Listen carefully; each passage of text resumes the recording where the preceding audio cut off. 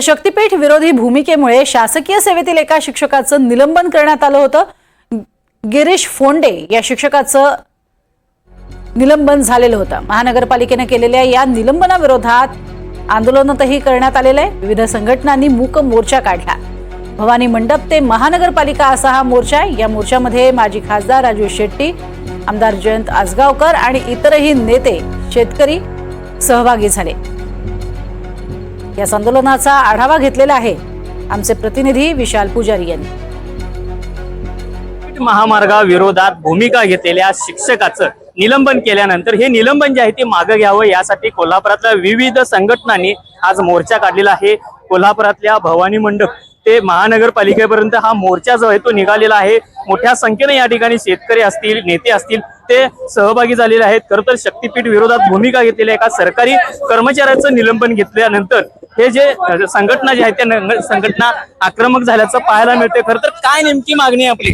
महाराष्ट्रामध्ये दडपशाहीचं सरकार शक्तीपीठ महामार्गाच्या अनुषंगानं ही कारवाई करत आहे। या कारवाईमुळे चळवळ थांबणार असं त्यांना वाटते, ती थांबणार नाही। सरकारने ही निलंबनाची कारवाई मागच घेतली पाहिजे। खरं तर राजकीय सूडबुद्धीनं अशा पद्धतीने राजकीय सूडबुद्धीच आहे। राजकीय सूडबुद्धी सरकारच्या विरुद्ध जो बोलतो त्याच्या विरुद्धची कारवाई। खरं तर एक चळवळ उभी करत असताना जो व्यक्ती एक शिक्षक जो आहे तो अशा पद्धतीनं त्या आंदोलनात सक्रिय होतोय, त्यामुळे त्याच्यावर कारवाई झालेली आहे। मात्र ही आता जी कारवाई ती मागे घेणार का तुमच्या दडपशाहीनंतर?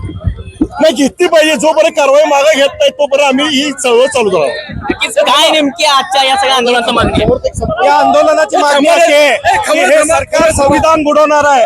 संविधानाने जे अभिव्यक्ती स्वातंत्र्य दिलेलं आहे त्याच्या विरोधात एक सातत्याने पाऊल टाकतंय। ते वेगवेगळे उदाहरण आपल्याला शेकडो उदाहरण देता येतील। आजच काही शेतकऱ्यांना 353चा गुन्हा दाखल करण्यात आलेला आहे।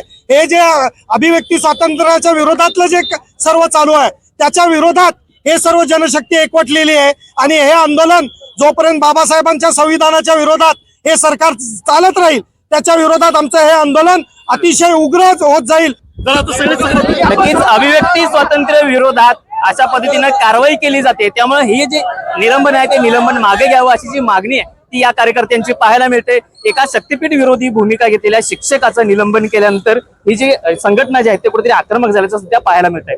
विशाल पुजारी, NDTV मराठी, कोल्हापूर।